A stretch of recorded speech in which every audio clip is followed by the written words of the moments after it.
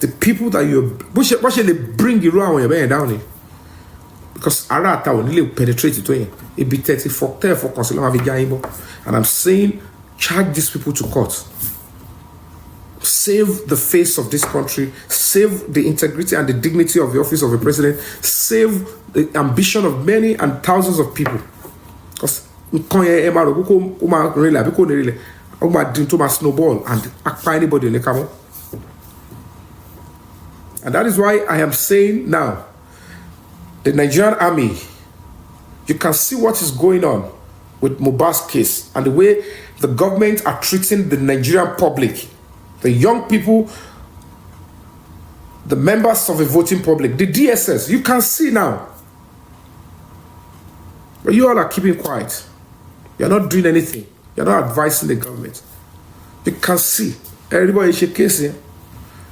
We never stop talking. We never stop fighting for Mohbad's case from the word go. I can tell you for free, since August 2024, Timothy Sokwe, day one, fully I'm into Mohbad's case. We started together from beginning, but fully that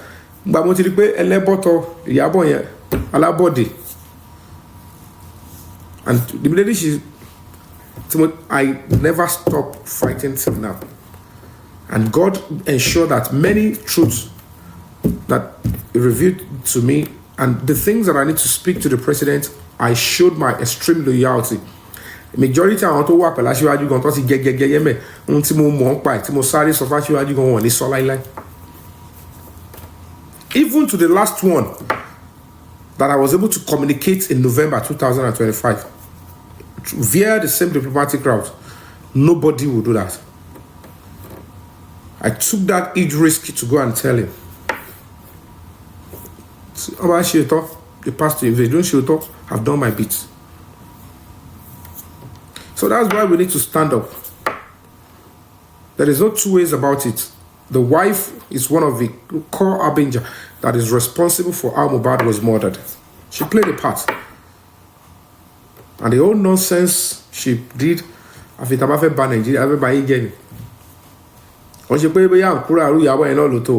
one is always good at. Belong.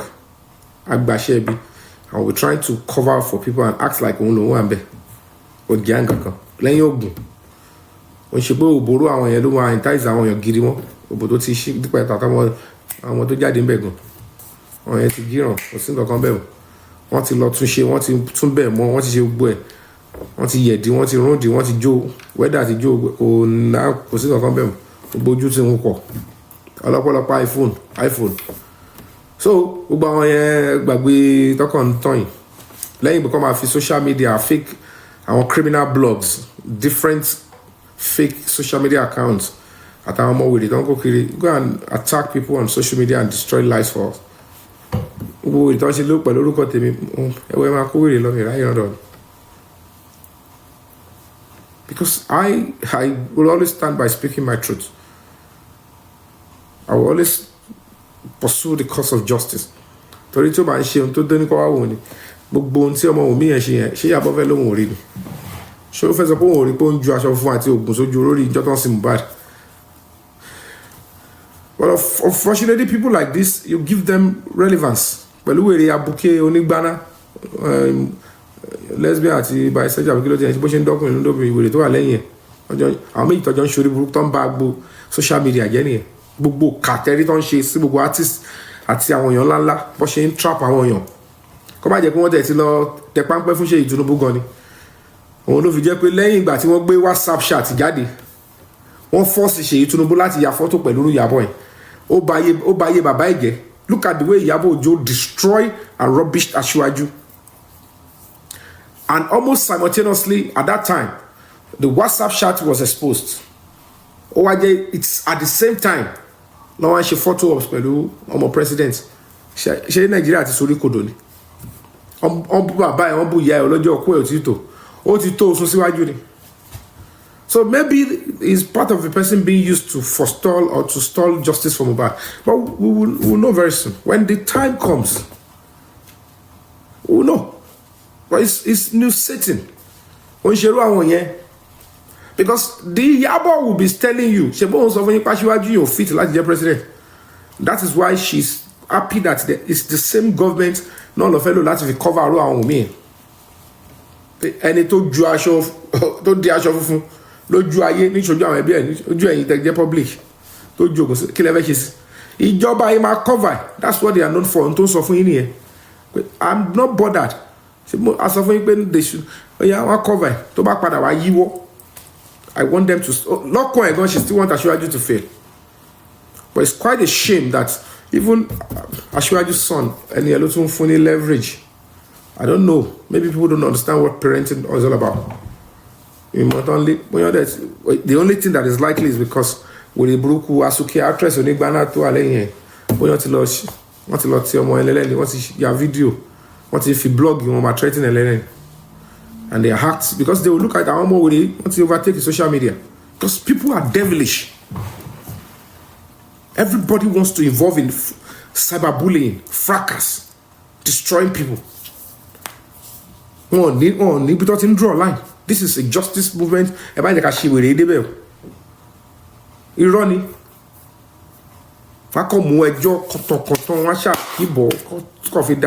And all this nonsense. Anybody might quit anytime now. But àgbàdo for one lesson, for one lesson. So you can now see the old nonsense, even if the industry girls are involved.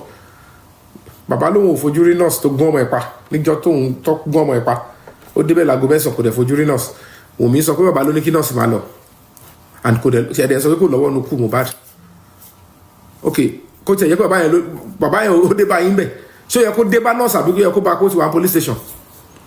Ta ló yẹ kọ́kọ́ lọ report pé no please I don't know you madam ọlọ́mọ yẹ kí yàn ṣe obìnrin fẹ́ ẹ lọ gbàdúrà dáadáa wọ́n ṣe kàn máa gbàdúrà fún ọmọ yín nìkan ni ẹ máa gbàdúrà ẹ máa ṣe àgbákò obìnrin bí irú Wùmí yẹn ọmọ yìí ò gbọdọ̀ pàdé ẹ because at the end of the day before I come kémi tó débẹ̀ ẹni tó gún ọmọ mi pa ìyàwó ẹ owes the responsibility to have reported the case to the police.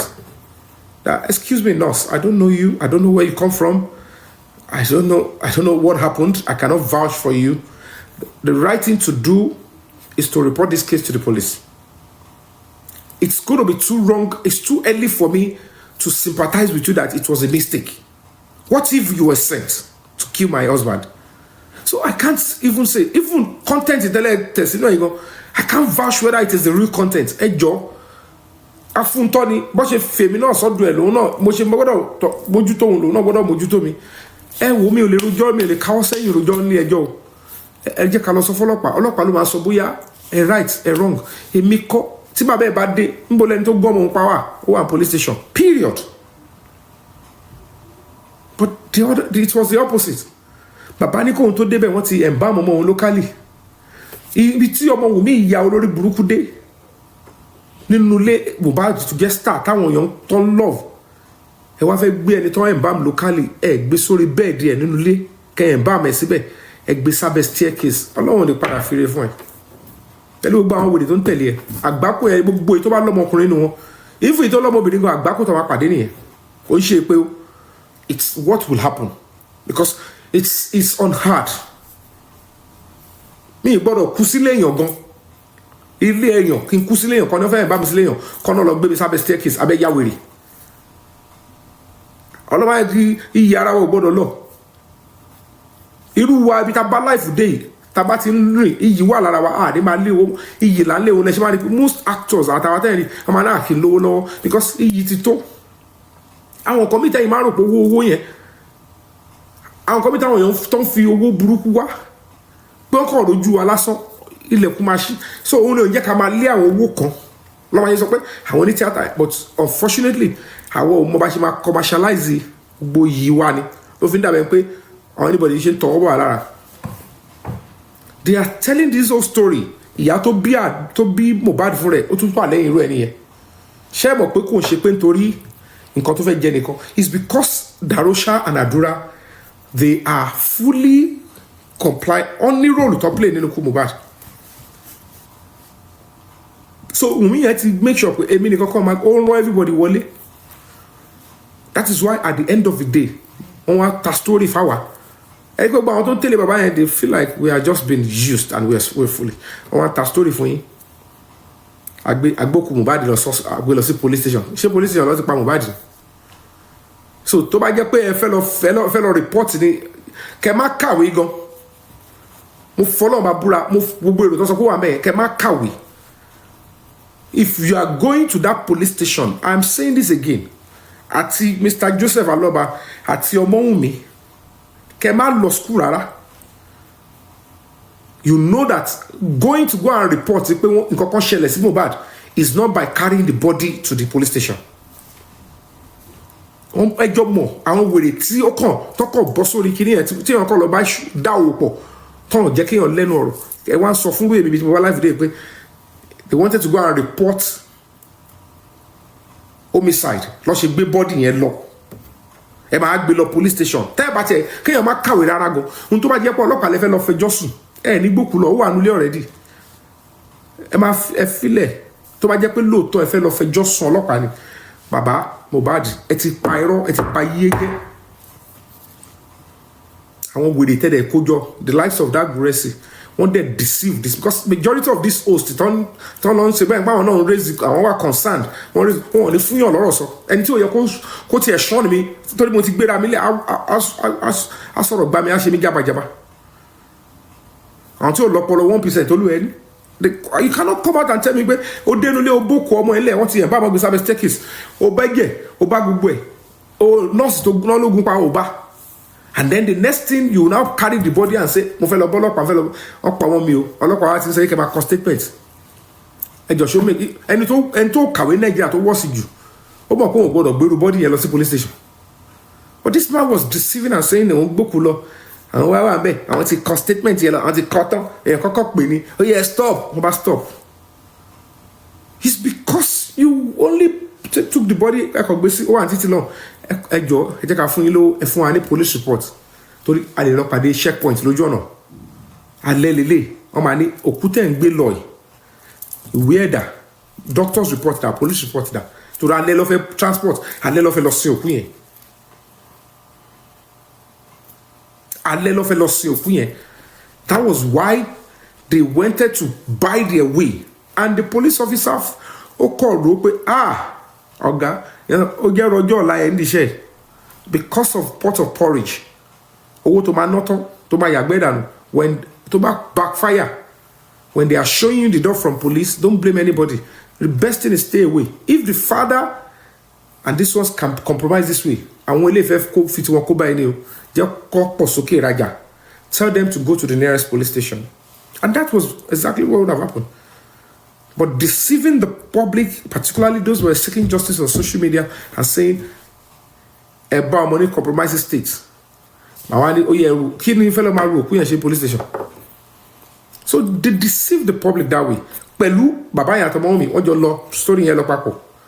But now the question is, tó bá ń ṣe pé wọ́n òun mi ló pa Mohbad, tí àdúrà ò lọ́wọ́ nukú ẹ̀, tí dàrọ́ṣẹ́ ò lọ́wọ́ nukú ẹ̀, tí industry goes ò lọ́wọ́ nukú ẹ̀. Why are you doing all of that to cover up for the nurse? Is it possible that nurse yẹn lè wá ṣe gbogbo yẹn fún to cover up for the nonsense, the unprofessionalism and the injection? Tẹ́ ẹ̀ mọ́ tó wà ní injection. Ẹ kọ̀ rẹ́ ẹ̀wọ̀n èèyàn mugu ẹ waste time yàn gbogbo àsìkò bí tẹ́ fi ṣòfò ẹlẹ́dàá máa gbà lọ́wọ́ yín o. Wàláì á gbà lọ́wọ́ yín tó bá á wọ́n náà tó máa fi gbà lọ́wọ́ yín tẹ́ bá fara jẹ̀yà ẹ̀ gírí because ebi ò ráyè gbóná dọ̀rọ̀ orí búkú tẹ́ gbé mi ṣe. But because we believe in the cause of justice, we'll pursue. And this is what the government of Lagos State and the Lagos State Police Command are shielding. Packaging at the expense of Nigerian youths and civilians and voting public. And what was working same people. For these people, the masses and the young people, to vote for this president will be very hard. They know it will be very hard. Because the NSAS was in the mind of people. The last election. They are waiting for another one to be used. So that when you lose ní body nìkan, wọ́n máa tún lose nínú ilé wọn gan àwọn security kan tó wà lọ tẹ̀ka wọn tẹ̀ka síbò mi ní pé ń bò. Kí ló dé? So that is the evil these people are trying to do. And to low in the next 3 years, what in plan it before. Had they so to gadi, then she balabala and she me must. If I say I'm loyal to somebody, I'm loyal. If I say I'm loyal to a struggle, a project, I'm loyal. Bàbá yẹn láti pe ẹ̀dọ̀ àti inú ẹ̀ padà kó tọrọ dáríjì kó sọ mo túbá mo ọ̀kánjú àwa àánú ọ̀rọ̀ mi àmọ́ ẹ̀rù bà mí ni mo ṣe tẹ̀lé àwọn ará bíi I am God, forgive me, and then you turn back and stand and demand justice for your son. The remaining suspect, they will pick them up very soon. I can tell you for free. I have sacrificed too much to turn back.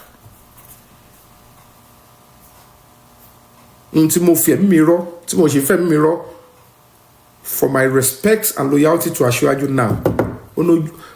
If I want to one saku baba and tori pe I want to call because the rest of the people that have benefited from him, they are working for him to fail.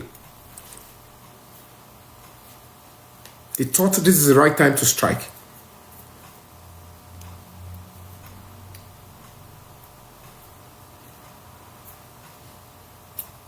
So that's why it's very important that the trajectory, the role to me playing is showing the signs of a serious ardent criminal. Except because we cannot fully establish if there is any relationship between Omomi and Samilari. I don't know both of them, but the way she has been dodging is quite preposterous. By the time I got to go deeper in the cases, when I'll be able to establish what I'm establishing now, and I need to speak my own truth. And I don't just go ahead and start, name dropping and asking questions. Because me ready to leak anybody's ask. Me way me thorough anybody. Me or for anybody. To buy your pay on it, my pay on. Well, the minute I want just to do my part to make my country better. To buy your pay on. Nigeria matters. So I do. My pay on now. So I can't be scared of such things. My own is I can't be part of those that I'm deceived, and I can't be bought. Into what standard I cannot be bought. But when I need to, the world will get better when we ask the right questions.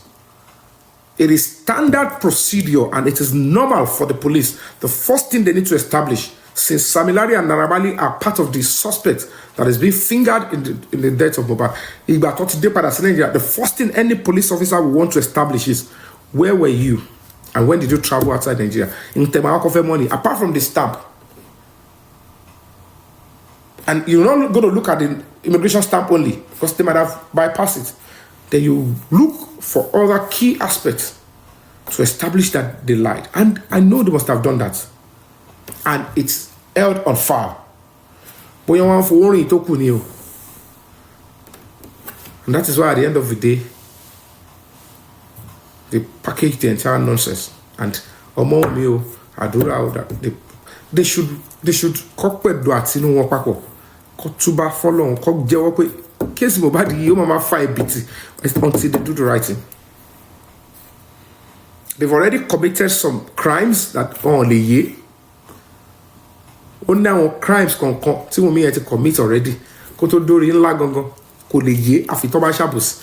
You are guilty lo ma gbo because it will be established that you are accessory after the fact. You are guilty of this one, you are guilty of this. But when it comes to the final one, it is the law and the investigation that will review.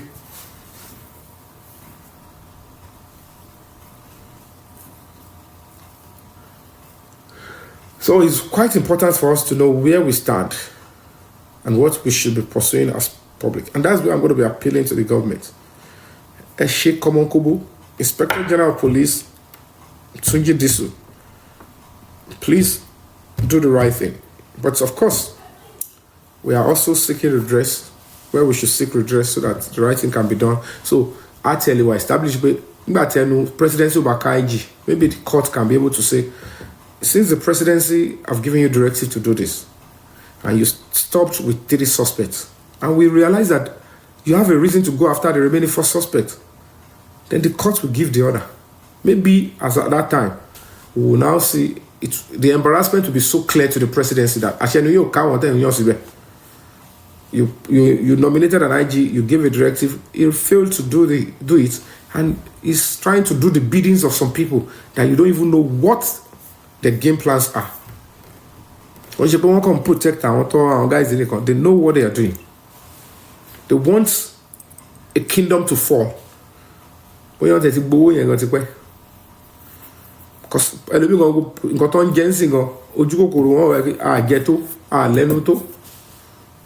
control, and they will betray. That's how your back power. So it be by lewa. Just like when people called me today, hey, you got me. I was like, kí n wo lágbájá, kí n wo tàmẹ́dó, wọ́n ti lọ sí bye. Mo ní owó tẹ́ ń ṣe yẹn, ẹ̀yin lè rí gbogbo àwọn yẹn bí èèyàn gidi àbí nǹkan gidi. Àwọn kan kóra wọn jọ. Wọ́n show yín pé they are just people that are being paid or being coerced to support a particular stuff. Normal social media. If you go by what they are doing, celebrating what? Celebrating that and it does she can't be a suspect, is now a suspect in the murder case. She's been investigated for theft and she knows what she has told them, she knows what she has cooperated with them with. All party bag go to my share to one first. On my bottom at all, you talk with I want to saw a suit all up on the share lobo me. Why cotton support first so quiet? Why she what did one my quick? Only what help well. Call back belly bottle, because of where but it will be kept for you in case an order to bad day I won't let share for your control shink or care of so they will tell you this and that as no way and let load of every week. I want to perfect them. I want to call it on the period. But when Toba Simbeni. I want wo pé ìtàn fi tàn yín lẹ́kọ̀ọ́ òun ló fi padà mọ̀ pé ilẹ̀ commit tó fi gbé yín l'Abuja. So if anybody is deceiving anybody now don't celebrate people if they are on bail lọ ṣe party now lọ dóbò ṣeré pa lọ tọ́jú ọmọ ẹ lọ ṣe wedding lọ ṣe birthday you are on bail. That's the essence of bail. Human dignity must be preserved, but that doesn't mean you are out of it. Àìmọ̀ èèyàn tó yẹ pé ó sọ̀rọ̀ ń tàbá ìsìn ó dẹ̀ ní case burúkú lẹ̀ ó ní murder case tó ń face. On life imprisonment lọ́ọ̀kan ẹlòmíì wo death by hanging lọ́ọ̀kan another one on bail. Some people are waiting DPP's advice and they say don't hold him, just grant bail, but a stringent bail ẹlòmíì court bail lónìí. So but because people they are so myopic wọ́n kọ́ gbẹ́lẹ́ bọ́tọ̀ wá sórí social media and they are playing mind game. Èmi ò zero level yẹn mo jìnnà zero nǹkan gbogbo àwọn èèyàn bá máa fẹ́ kọ́ máa bá sùn lójú mi ẹ̀ tó wà ń bail kò ní gbádùn ara ẹ̀ tó bá padà tó rẹ́wọ̀n yìí gan ó sì lè dókó lẹ́wọ̀n special arrangement ni apéyàn wọlé wá fún ẹ má bẹ̀ sùn tó bá jẹ́ pé wà married ó ní bọ́ yín ṣètò yẹn ẹni tó wà lẹ́wọ̀n gan sì lè lọ patí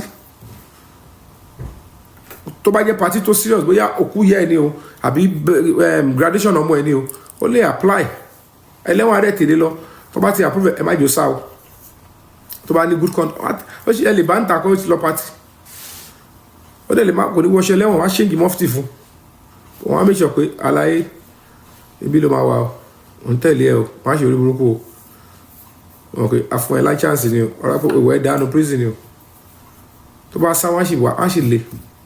That's beauty of democracy. It's not perfect, but it's still better than any form of government, and because it preserves and promotes human dignity, it's very important. So it's crystal clear. They all made a whole lot of mistakes. They bowed for these people's pressure. Maybe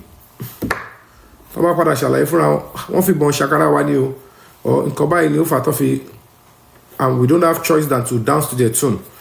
I'm not interested. But the fact remains that under the law, you had opportunity to speak your truth. You went to even swear on oath to testify in some places. You were lying continuously. So, it's mind game. And don't go in the court to law. Don't like a sentence. So don't fall for anything Well, see, Giriwo, believe with the cause of justice and you know you're doing the right thing. Just continue to do what you're doing. When it gets to that boiling point, you don't be expecting. Let me believe that torture is part of what I got torture. I don't realize.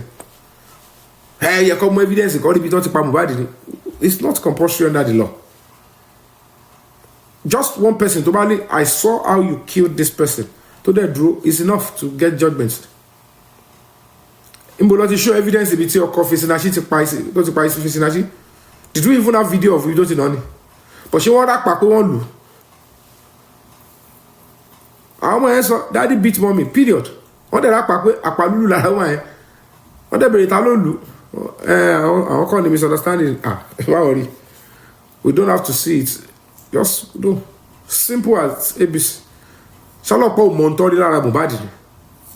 They know what they saw that ended Mohbad's life. They know what they saw when they exhumed the body. As at that time, what he could by anybody. He be not say no, some public come in. And the family members played along with them. Because our family will come me. Time to who body and family very. But she blessing to Lord Jogun, so you already here. Oh no, anyone nominate, but only represent, only Lori, only Lord body ko ask of public. They deceived all of us. But it took the resilience and the fighting spirit of some powerful people amongst the public, and we fought on and we got to this stage. Only of yellow now. So with a careful effort, because some of these hosts are mobile. I can't condemn our NGOs. Only my NGO being that follow Babura. No the case where leave a pro. About a source of family yata, okay? With everybody come back kakiri. About they are work, they don't know, they just want to be there. Because there's one sorrow. Because could see respect, could sack money for our. Because they were turning into both the family and the people that killed Mohbad, they were already working together because money is involved. Royalty. They want to away jail of Egba. Spirit boy ends up with lady kokogba. And they felt that the best way is let's start DNA stores. Whenever I be talking DNA, whatever I be big baby. And to I'm less concerned. That's only DNA that has to do with criminal intention or motive, the more interesting. The only way I've helped is to say is the Baba can ask and let the go on and do that, whatever. Reality, I'm just standing by the public and playing my part for my country to get better. It is the law. Law established. I have the backing of the law. I follow the due process. I have other people that what you are doing, go on. Until you're even as it is like everybody will not be at the forefront. In your corner, my lead. But people so myopic, they're expecting crowd, they're expecting this. No, that's not the way it works. If you need to go to court, speak to the legal team. If you need to take some step, take advice from some people that you trust. When it's a case to serious about it, I want to frustrate the life of people. But frustrated.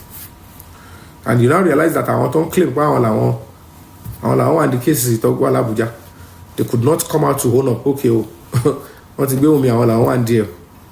They now start showing their face on original source. Because that's the way they thought they could dismantle the whole stuff. But they can break all of you. Everyone want our break. They can't break me. And I can't be bought. They suffocate. They ensure that I don't get support financially. But God was coming through. There are some reasonable Nigerians, justice seekers, they believe solely. Yomi, fabiyi, and they stood by the NGO. And we're making substantial progress. To bad Dolancy, Aṣíwájú and the entire team pé ọ̀pọ̀lọpọ̀ this guy ọlọ́mọ nǹkan tó ti risk tó fi jagun fún wa because èmi gan ò fẹ́ kọ́ tiẹ̀ tí patronize mi mo fẹ́ jà kàn rí pé mi ò wá gba infinity mo jagun yẹn mo dúró tán wọ́n wá rí nǹkan tí mo fara rọ́ wọ́n á rí ní side tí mo wà wọ́n á rí nǹkan tí mo fara rọ́ ń bẹ̀ side àwọn tó fẹ́ bring water wọ́n á rí nǹkan tí mo fara rọ́ àwọn tó fẹ́ gbàgbé wọ́n á rí wow so this guy you went through all of this for my no ìyẹn lèyàn ṣe máa gbà yìí wọ́n fa gidi wa cause tó bá sáré patronize wọn àrùbẹ̀yà torí owó ló ṣe ń sòótọ́ no I'm doing this for the sake of my country and ẹni tí mo rò pé kò deserve nǹkan tó fẹ́ ṣe fún.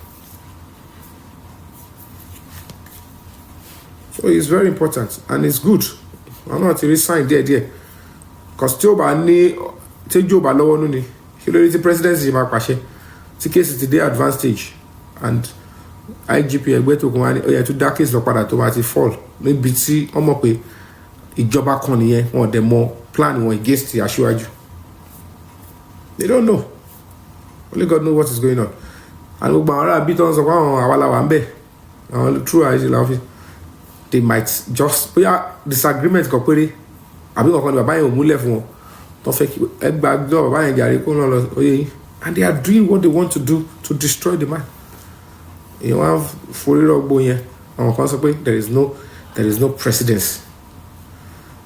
I want to when we now get to court very shortly and we are now quoting and all the documents to to show from the president about to then it was go to presidency but we will now see and when they now to go and do it maybe as at that time with the power of the presidency and the order of the court but you want to arrest our merit so in the was a justice baba on yet ju òfin lọ we will now wait and see. So gbẹ̀yìn tẹ́ ń bẹ̀rù pé ẹ̀fẹ́ sọ̀rọ̀ gbẹ̀yìn family Mohbad àwọn abẹ́ wọn apá wa o wọ́n máa ṣe kínní kan ẹgbàá gbogbo ìṣẹ̀lẹ̀ ayé mọ àwọn tó wà ń di ọ̀rọ̀ yìí gbogbo wọn délẹ̀ including Wunmi wọn ò lè fọwọ́ kan anybody the only thing they can do is use police to oppress fake petition ẹ bá ṣàkárẹ̀ ẹ bá gbé lọ sí cell ẹ lọ torture nkọ̀rọ̀ because just the way they do with Sam Sodian àbí kí ló kọ̀ ọ̀bọ̀ yẹn. Ọ̀rọ̀ Ọlọ́run ti ẹ̀ jẹ́ kí mi rírà àgbákò yìí Ọlọ́run jẹ́ kí mi rírà àgbákò yìí and that's why God has been protecting me torí inú mi mọ́ mi ò jẹun tí ò ń ṣe tèmi mi ò kó sínú páńpẹ́ wọn wọ́n ṣe ń dẹ páńpẹ́ wọn lẹ́wọ̀n Ọlọ́run dẹ̀ ń kó mi yọ and I'm still on the struggle mo lè sọ̀rọ̀ bí tí mo wà mo lè jà bí tí mo wà I have even gone further than what I will even do when gbà mo wà tí mo wà lẹ́gbẹ̀ẹ́ wọn tàjọ ń fìdí gbòdì. So, to all of them, gbogbo àwọn tẹ́ ń lò gbogbo àwọn tẹ́ ń gbé sẹ́yìn kọ́ máa ṣe justice for Mohbad ṣe ti rí ẹni wọ́n padà ṣé ojú ẹ ti rí ibi tó wà padà ń sìn you can see people that you are if only some hosts will have the dignity to apologize to some certain things they've done tó bá ní bẹ̀rù Ọlọ́run tó ní some dignity left in them. Still wa irú èmi mama because èmi mo ń ra àwọn pípì ó ṣe gbogbo tó ń ṣe kẹ tó mọ̀ pé irú family wa yẹn gan is a terrible mole tó ti compromise ti pẹ́ táṣìírí yẹn ṣe máa tú èmi sọ fún mi pé kí mo bá torí justice gbogbo ẹ̀ gbọ́dọ̀ hàn everybody tó yẹ kó tó máa fẹ́ sọ pé àwa la get justice fún Mohbad yẹn o kọ́kọ́ fẹ́ expose boy but you were not looking for any justice for me you are looking for your pocket you are looking for ego èmi ni mo wà báyìí because on a very good day mi ò tí ẹ̀rẹ́ tí mo fẹ́ compete ara mi pẹ̀lú there is no basis for it for me I'm just standing by the public I see everybody all of us as one and I'm doing my best okay so it's quite a shame though.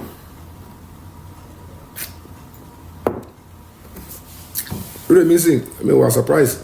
Any names they say, I think people love become our call our just become. But game here they miss more. They need to stage some people to be penetrating and to get suspect in the murder case. That way more. Our long celebrate again. ṣé bẹ́ẹ̀ náà gbogbo nǹkan ṣe máa ń jọ yín lójú tẹ̀ máa fall fún àwọn pátákó pákó ṣèbí torí àwọn èèyàn ní tìjú ni. And with social media, any non-entity can come out and just say anything into the microphone of the phone and they will look like they are doing well, but it's pure nonsense. Táwọn èèyàn gidi àákúra wa jọpọ̀ orí àwọn èèyàn máa ṣe tó ń ṣe bẹ́ẹ̀ máa bọ́dà kí náà ẹ wò ẹni tó ń kú lọ́gán máa dẹmọ pé nǹkan kan ò ṣe wọn ni bí ayé ṣe rí nìyẹn because it's social media ló ń lò, but they know the real truth. So let's fight on. This justice that we're seeking from bad, they're not going to give us on the platter of good. We know the kind of government we're dealing with now. So they fight. Because the people, those in Lagos, are also struggling. But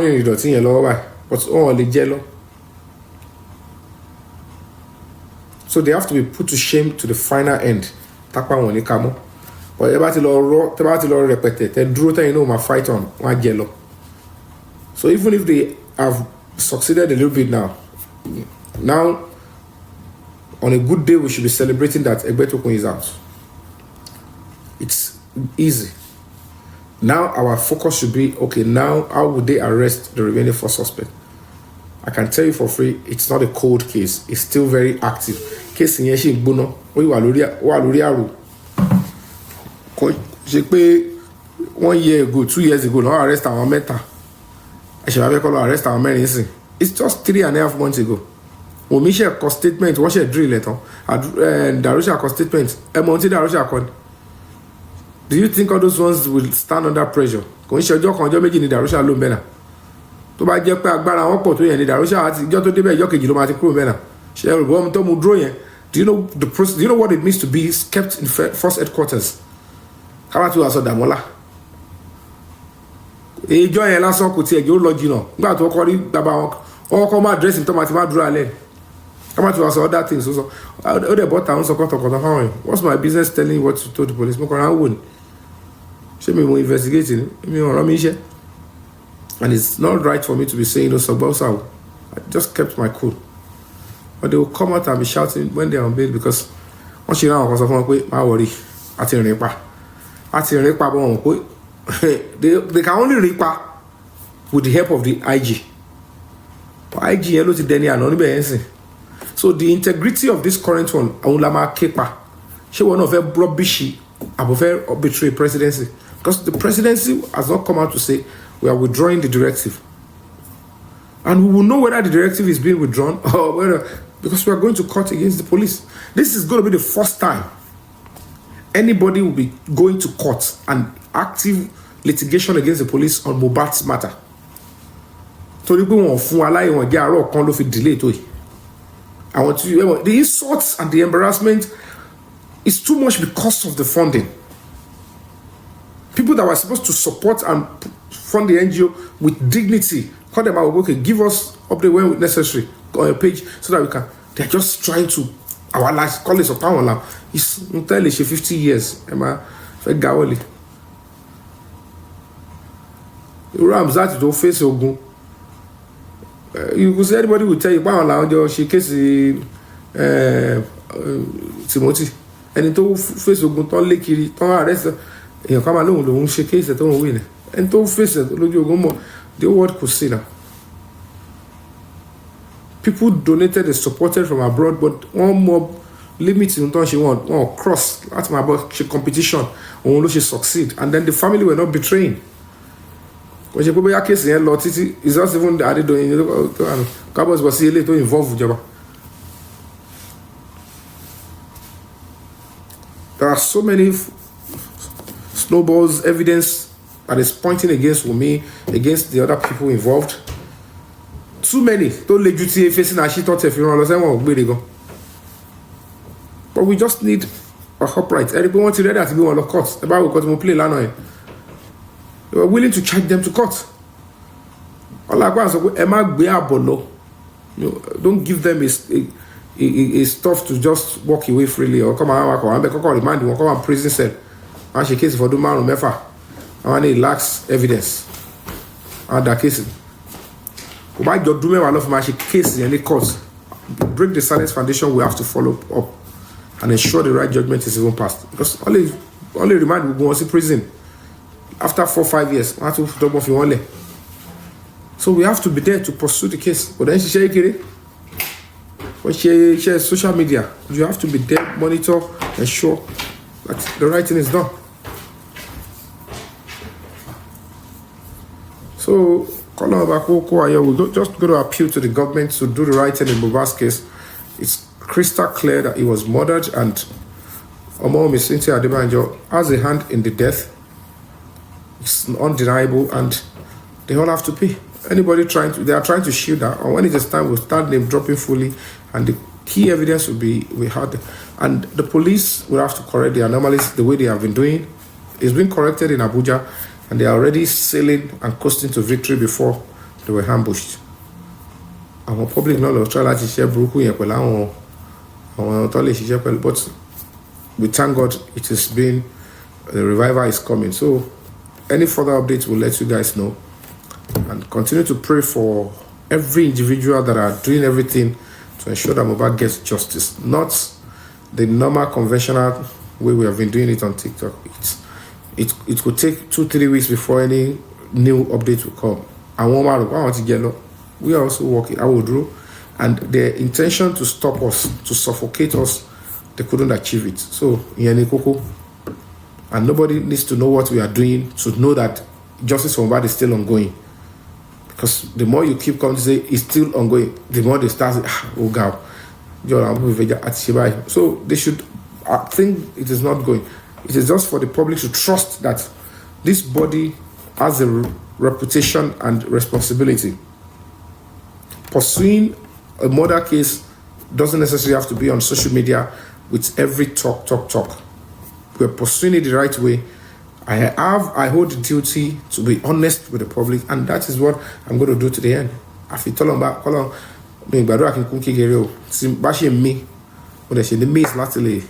will continue to pursue.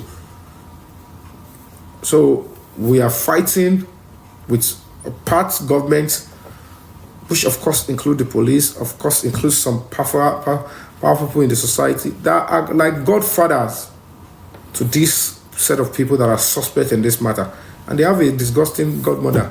And with the John film, no, it be related to my boy. Deep bad so by social media, you give you my balu and kojo kosano, but social media, one package you one fake life, one shot on boy for you, and it's because you know like hero or like hero. I want to buy shit that don't she know ever talk about hero coffee look back so am I bad when love because on a good day I want you to come once a bad so but they should enjoy whatever they are enjoying on social media to the best of their ability, because we've done along with camera, so am I enjoying a lot. Just about share for you for shoot meta period Mary. So social media you say anybody to valid that entertainment in the tele. But me right go as I can lucky. I want this country to get better. I want to contribute my quota before I get out of this sinful world, and then leave it for the children. So if you're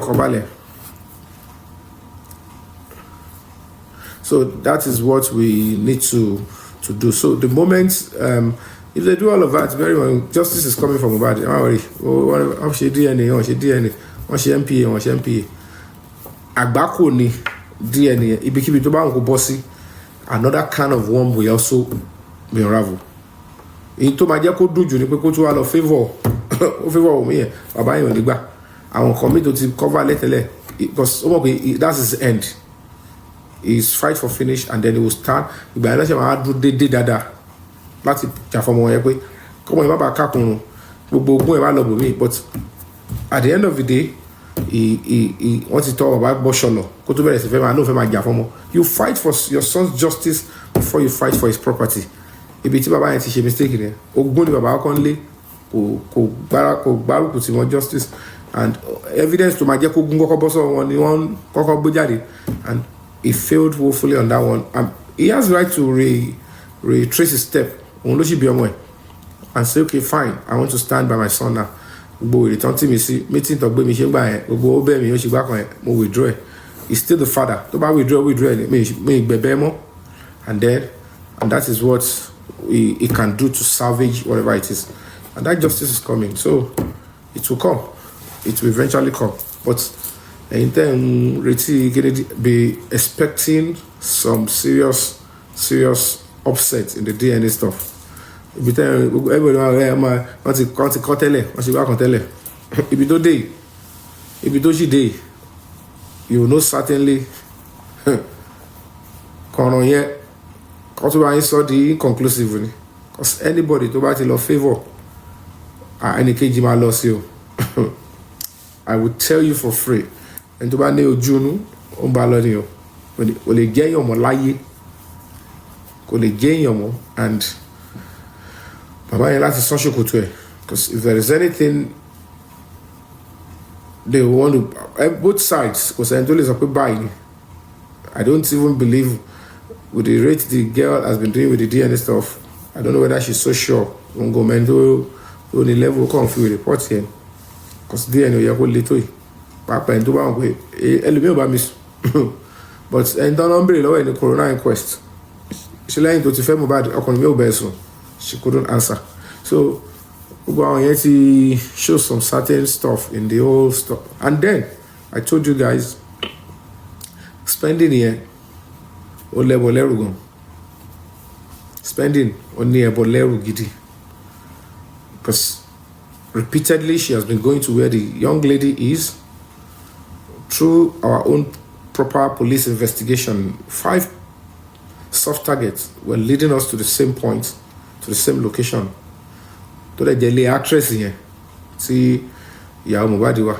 kí ni spending yẹn lọ síbẹ̀ including in the middle of the night so it could be the àlè tí bàbá ń sọ and it could be another person because tẹ́bá tí ẹ̀wọ́ yẹn ń dirun fọ́mọ yẹn pẹ̀lú bí òye spending yẹn gan ṣe ń dirun ẹ̀ tí mo gbé gbówó rè lọ́kọ̀ all those gbogbo ọmọ yẹn orí burúkú táwọn yẹn tẹ̀ ṣe ti pọ̀ jù it's quite unfortunate pé mo kàn lọ bá wọn if I had mo kọ́ṣẹ́ sí wọ́n lọ́run mi regret o but if I had known pé bó ṣe máa lọ rí I would have sourced or say there is no funding and I will not delve into this matter because àwọn tí ó yẹ kó ṣan wọ́n lára mi tí ó tiẹ̀ no mo tún show gbogbo rẹ̀ lẹ̀ forgive on time just so that we can get a headway everybody kàn ṣe bálabàla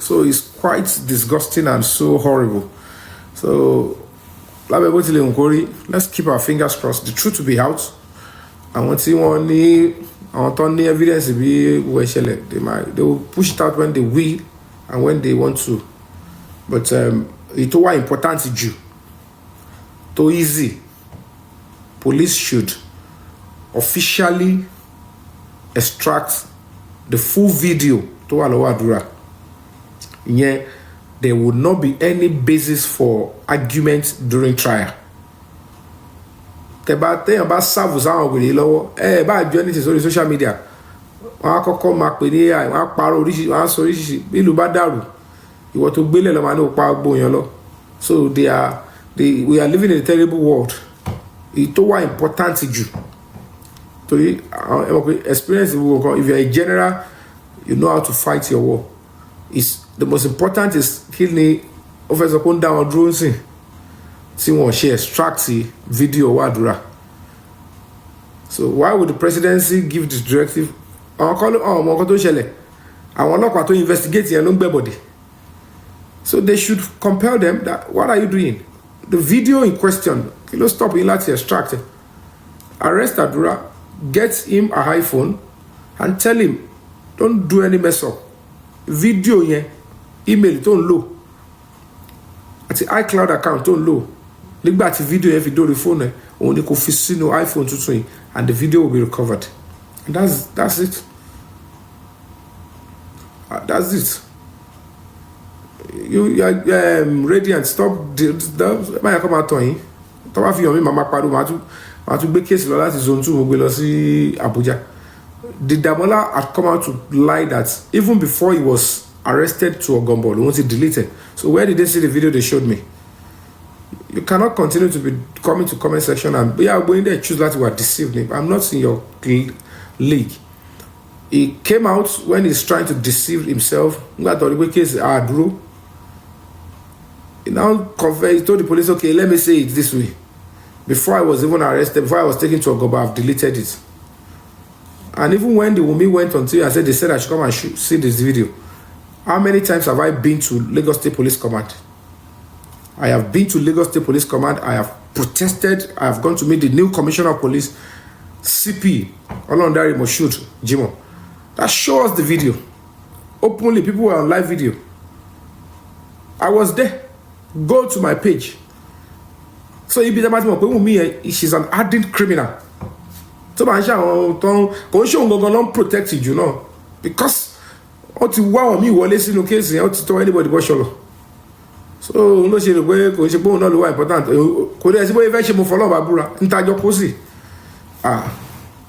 Ko bi ni to ton ko ni ta ton ni e ko ma lo mi leyin se jura lo. E ko no e ma ri pe ma wo robo. Se bo lo mo de ani ko le de police station tele. Se ko padà dé be. Fún re ko lo lọ Abuja. Torí wèrè on rí wèrè tó wèrè ni.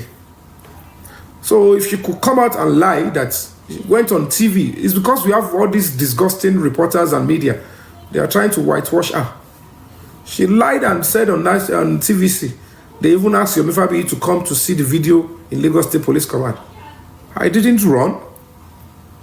To show to the police that we are staging a protest from Ojota, Maryland to Ojota. They begged me, they said, okay, come to command, bring your protest to command. I took everybody. Look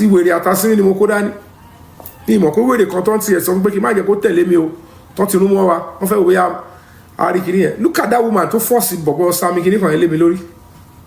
I know these people are not to be trusted. But I went to the Lagos State Police Command. I wasn't scared. Sir, where is the video? To me, if I don't call anything. Titi almost past 10 lale. Where is the video? Don't worry, Mr. Yomi. Until I dragged this Damola to Abuja after the presidency gave the directive. When you told them in Panti that you deleted the video and you wrote a statement to that effect, you deleted the homicide evidence. I deleted, no problem. You've confessed, you use your mouth to confess to this crime. Deletion, that is concealment of evidence. You are going down for that one. Let me come. But let's be clear to you. And they told him, you Damola in there, you are not the one that shouted Yomi fabiyi. And let's be honest with you, nothing you can do that will make us place the killing of Mohbad on your head. We know who killed Mohbad. So stop deceiving yourself, okay? But if you're going to get out of it, whether you're going to go to jail in Lagos or go to get in jail here, it's left to your leader. So you are by the way. But if you want to get out of this place, ask your mother to go and cry on Wumi's mother and Adura's mother, that they should present the two of them. Wumi turned herself in, and they were shielding Adura. Because at our own parents, they don't shield them. And then they tried to find a way to suffocate me. I want not sponsor, I want to put on that underground. I want not support on competition against me. Just to gag me. And I didn't enter the trap. And they thought it is over. It is not over. So what go and tell Kinwole? Then show you meji. Then deceive our way. What if they want to do for you? Elima deceive and very deceive. You can continue with that nonsense. But when the time is coming, Mohbad marry justice. So what pull up on it by sure. No are we are stroke here, big of and then Mohbad to share Mohbad more because God will make you feel it. I say, you can you see what you did there? A big effort. So the case in Abuja is not cold, it's still active, but she got about Shani. To about no washing bobo, washing bobo kukuni liano, no so when they act like they are winning, we'll act like we are also fighting. So but she machine that I will get to justice. Because Nigeria she Lutua straightforward, man. I want Payoma jubilate. I want Payoma celebrate on social media. àwọn tó dẹ̀ mọ̀ pé ẹni tó ṣe ni wọ́n á dẹ̀ máa tún máa pé àpàyàn ní báàlẹ̀ ṣó make any sense ṣé bọ́ ṣe ń bí ìyàwó ṣe ń defend ọkọ ẹ̀ lẹ́yìn ṣiṣẹ́ so like I said I know where the case is, I know what is obtained, I know what is in the case, I know everything, so they should tell us. At least let's start that way. If they cannot tell us who did, because police will not say this person did, but they can tell us with by okay, it is established from our investigation Naira Marley and Sam Larry left Nigeria on so date. Nigerians will be, putting up the pieces together, and then they'll go on to Yomi's stuff. Now we can now tell you the new investigation. We now have another suspect in the wife. She's been suspected to have a hand in the death of Mohbad, and she's been suspected and investigated for theft and this, and then they charge them to court based on all those things after the investigation. Those are the updates they should give us. We need that update. So that's why they need to complete the arrest of the remaining 4, package the old reports, and intimate the public. Pressure to your feelings in here, not a interbally balance. That is where, but most of the media are on Italy until we are compromised. But we'll continue to apply the pressure. Because at the end of the day, I'm still giving 50% doubt. I'm going to cast a doubt to me that Asiwaju Bola Ahmed Tinubu is not the order from above. So for that alone, he has shown some semblance of, I am standing by the temple of justice and the public. He knows the implication. See case Mohbad Ibari bó ṣe ń lọ to the point of election. Àfẹnitó ní jèrè ọmọ tó máa bí ló máa lóun fẹ́ dìbò. Àfẹnitáyé bá fẹ́ polókú mọṣú. Tó jẹ́ gbogbo ọmọ tó bá rán lọ yunifásitì òkú wọn ló máa fi ránṣẹ́ sí wọn máa lóun fẹ́ lọ dìbò tó bá di time yẹn. Because the way they killed Mohbad is waiting for any of you, any of us. So it's important they round it up, send these disgusting individuals, send them to court and let them face the music. It's not a state murder. When she jaba ló pa Mohbad down. Àwọn kan ò dẹ̀ ní máa sọ pé nítorí ẹ̀yìn súnmọ́ aṣíwájú ẹ̀ṣìgbà kan kẹ̀ máa pààyàn pa ìfọ̀nà fọ̀ṣù. Bọ́n ṣe pààyàn they can kill me like that too. Òun lè ṣe nípa àwọn kan ṣe ń bẹ̀rù sí. Ṣèbí tó yẹ pé a tètè stop tí wọ́n fi wọ́n jẹ́ kọ́mọ̀ pé tí Mohbad yẹn lọ kò sẹ́ni tó máa bẹ̀rù pé wọ́n máa pààyàn next. Àwọn actress olórí burúkú kan ní máa comment pé wọ́n lè lọ pẹ́ o. Ṣèbí nítorí pé ẹ fẹ́ káwọn ilé jẹ lọ ni. Ṣé bó wèrè táwọn òmí yẹn ṣe fẹ́ kọ́ jẹ lọ lẹ́ṣẹ̀ máa bẹ̀rù pé irú àwa máa pa wá. Tẹ́bá tí ń bẹ̀rù kó máa parọ́ àwa yẹn, then think about yourself. You cannot speak in your own country. Ẹ dàbí ẹrú. You cannot express yourself. Wọ́n máa pa yín lẹ̀ sáfù. Ẹ wá ní ẹ̀fẹ́ ìlú yìí, you think you are better off. You are a slave, and this government is showing you. Ẹ bá rí gbogbo yín ṣe yín pẹ̀lú government in Lagos State. Wọ́n ṣe yín bí ẹrú. You cannot express yourself. You are a slave, no matter what you do. Oba wagbada, don't wagbada ni. If you are not a slave, express yourself when it comes to the cause of justice and stand tall. Nira àwọn tó ń jọba tó ń pa yín, tó ní kó máa lọ pa yín, tó ń da owó àwọn tó pa yín kẹtù máa sọ pé yeah, come and start killing us, come and kill our son. Ṣé ní mental problem? Ṣé kò tó ń fi jọba ṣe ni? Every government should be scared of the public. Like, how can we be showing support to murderers? Irú Sam Larry yẹn tó jẹ́ pé is a murder suspect. Báwo ló ṣe break the protocol tó ń bá Aṣíwájú ya photo ní video ní Mecca? It's because they don't have regard to the public and to the cause of justice. Ẹ wo gbogbo wèrè táwọn parents Mohbad náà ṣe, ẹ wo kọ́ táwọn òbí yẹn. You can't continue. Kéèsì kan lẹ́ máa bù so now. You see some sick and cursed people. Amani, ẹ ṣì wà lórí kéèsì because they don't understand. Wọ́n mọ̀ pé life àwọn bíi pàǹtí, they are like tissue paper. And tó sọ fún yín pé life yóò jẹ́ mọ́ kankan ẹ̀yin gan ẹ̀ dream tẹ níyẹn they can cut it short. And you are seeing a fight that makes you ìkọ̀kọ̀ a máa dìde ìjọ kan sọ pé a fẹ́ kọ́ máa pààyàn báyìí lu àmọ́ ìjọ kan la máa dìde tá máa kọ́ náà. Gbogbo gbádùn táwọn èèyàn gbádùn lu gidi tẹ fẹ́ máa sá lọ àwọn kan lọ dìde tó sọ pé we don't want this kind of arbitrary killing. No matter how the terrible person in power, let the person know that wà á fẹ́ gbogbo àjọjọ́ mọ̀ lóyún náà. We entrusted you with power, and then the next thing is people close to you are killing us, killing people anyhow. And then you'll be showing it to us that you are protecting them. That is enough for you to take over. You go out and take over the country. Show them that we can give Nigeria times 3 of Nepal. Oh, you have to stand up. In Kokoloma trigger. Even by a soil go, I need to see until when that time comes. Until when that time comes.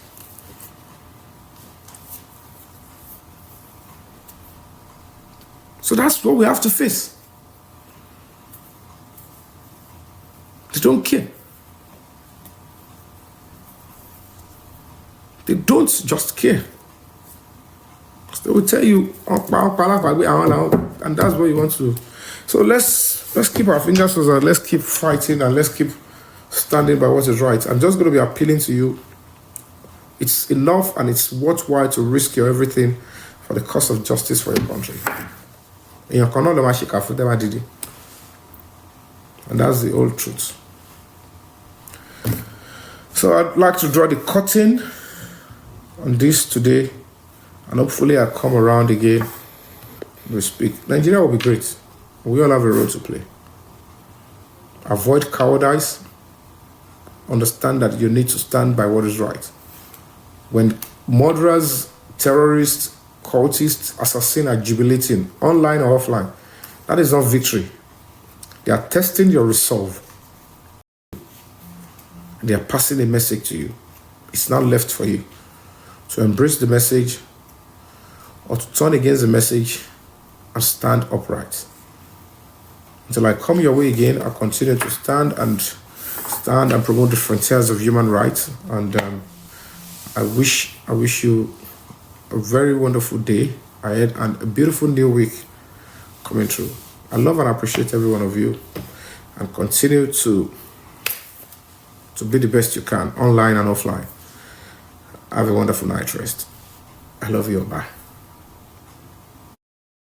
Bye.